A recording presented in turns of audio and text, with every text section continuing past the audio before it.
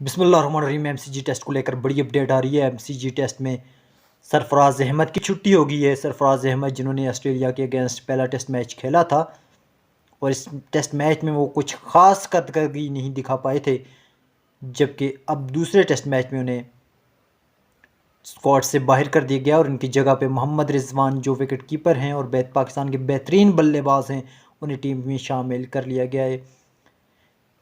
اور بظاہر جو نظر آ رہا ہے وہ سرفراز احمد کی ٹیم سے آؤٹ ہونے کی وجہ وہ کارکردگی ہے، لیکن پی سی بی ذرا یہ بتا رہے ہیں کہ انہیں ان کی صحت کی وجہ سے ریسٹ دیا گیا ہے۔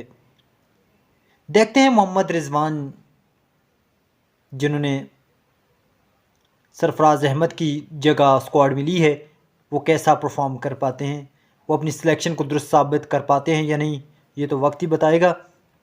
لیکن بظاہر یہ لگ رہا ہے کہ پاکستان دوسرے ٹیسٹ میچ میں اچھا پرفارم کرنے جا رہا ہے۔